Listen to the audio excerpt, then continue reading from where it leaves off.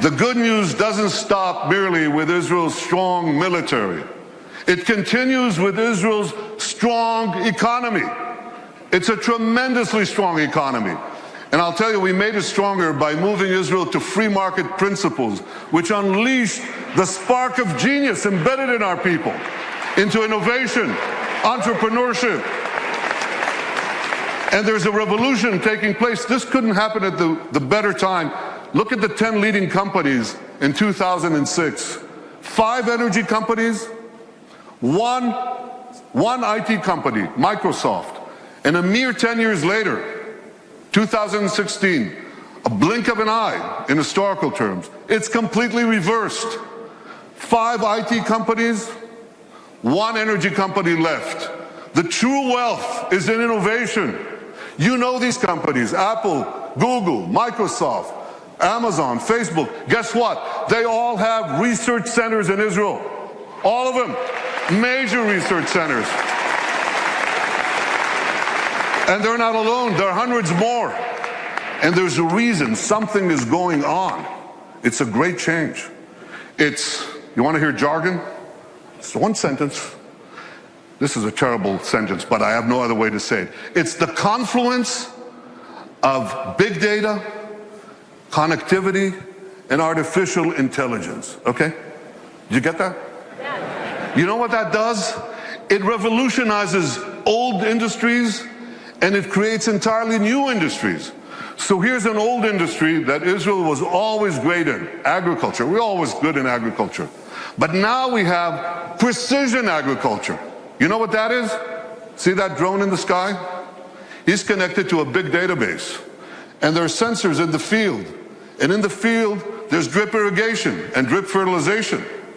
And now we can target, with this technology, the water that we give, the fertilizer that we give, down to the individual plant that needs it. That's precision agriculture. That's Israel.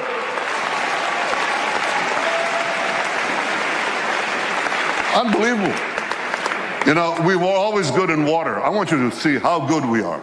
So we recycle almost 90% of our wastewater. The next country with less than 20% is Spain. You can see how Israel, what it does for water, what it does for the environment. So when you take these two things, agriculture and water, and the other technologies that we apply in both, we can change the world. We are. We are. I just heard about an African woman in Africa has to walk 8 hours a day to give water to her children. 4 hours one way to a well, 4 hours back. And a young Israeli company brought in this technology that improves on Moses. Remember Moses? He brought water from Iraq. They bring water from thin air. They bring water to Africa, to millions of people in Africa. Israeli technology. And I was just recently in India. That's my friend, Prime Minister Narendra Modi. Great friend. I'm showing him cherry tomatoes. This is in Gujarat, India. This is Israeli technology. And what I heard there was fantastic. Farmers came from the region. There's an experimental farm there and a place where Israel gives technology know-how to Indian farmers. 65% of India's population are farmers. And one farmer after the other gets up and says, because of Israeli technology, I've increased my crop yields and my income 3 times, 4 times, 5 times. Israel is changing the world in India, in Asia, in Africa, in Latin America, everywhere. These are the old industries. Now they're new industries. Israel is literally, how can I say this? Israel is literally driving the world. I'm talking about autonomous vehicles. Israel is a world leader in autonomous vehicles. 500 tech companies that sprang out almost instantaneously. And one of them, Mobileye, up there on the left, was just sold to Intel for the paltry sum of $15 billion. But the interesting thing is that Intel said to them, Here are the keys to our 30 worldwide autonomous vehicle businesses. You run it. Israeli technology is driving the world. And one last industry, there are many more, but one more that you're all familiar with. You have bank accounts? You should. Okay. Well, you don't want anyone hacking into them, right?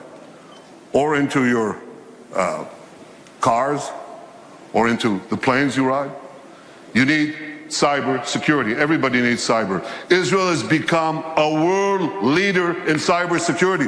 Look at how much they invest in the hundreds of Israeli startup companies, tremendous companies. But here's another factor that you should know.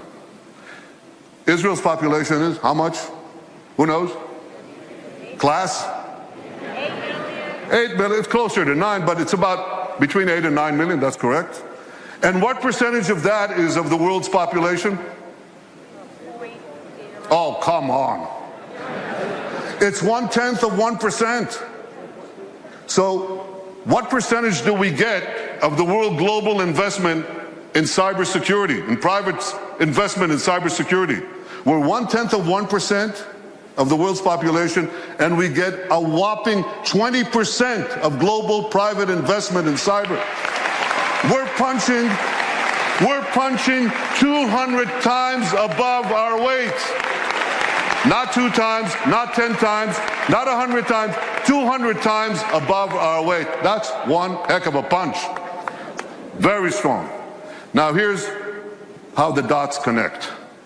Because we have this tremendous capacity for security and intelligence, and because we have this tremendous capacity for civilian technology, for making the lives of people richer, safer, more productive, many countries are coming to Israel because they want to share with us these benefits. And that creates the third great change, which is a flourishing of Israel's diplomatic relations around the world. You know, when I joined the Foreign Service 105 years ago,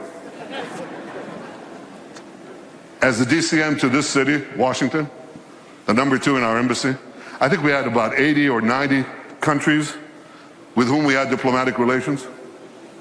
Now the number is 160, and there are very few countries left. By the way, what are we doing with Greenland? We got to do something with Greenland. Where's my advanced team? Go to Greenland. They must have some satellite needs or something that we could do there. But we're coloring the world blue. I've been to Africa 3 times in 18 months. I've been to South America, Latin America. Can you imagine?